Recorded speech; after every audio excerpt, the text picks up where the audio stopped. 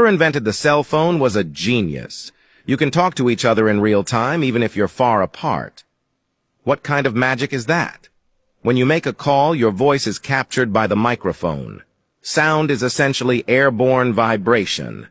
And the magic converter converts it into a digital signal. The digital signal records your voice as zeros and ones.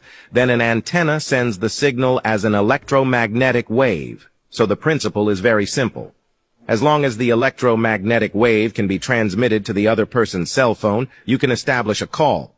But electromagnetic waves can't travel very far because electromagnetic waves are easily blocked by buildings or interfered by other devices and weather. Even in an open space, electromagnetic waves cannot be transmitted all the time because the Earth is a curved structure. In order to solve this problem, base stations were created. Base station signal coverage is circular, and the honeycomb arrangement can cover the maximum range. This is the origin of the cellular network. These base stations are connected by fiber optic cables. Fiber optic cables connect the world across 4 oceans. So the electromagnetic waves from cell phones are first received by the base stations. The base stations convert them into high-frequency light pulses.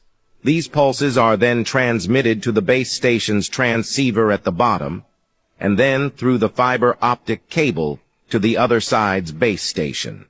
The base station receives the pulses and transmits them to your friend's cell phone, and the whole process takes place at almost the speed of light. That's why we can talk in real time. Now you know what we're talking about. Cell phone wireless communication is actually based on a finite medium. But there's a problem that hasn't been solved yet. There are tens of millions of base stations around the world. How does the signal know which base station your friend is at? This is where the role of the mobile switching center comes to the fore. This is where all of our phones come together to form a telephone network, no matter where your friend is in the world. This global telephone network will eventually send light pulses to your friend's mobile switching center. Even if your friend is speeding down the highway, the location of the base station is constantly updated. Now let's summarize it in full. When you dial your friend's number, your call request travels through the base station to the mobile switching center where you are. Then it's sent to your friend's mobile switching center.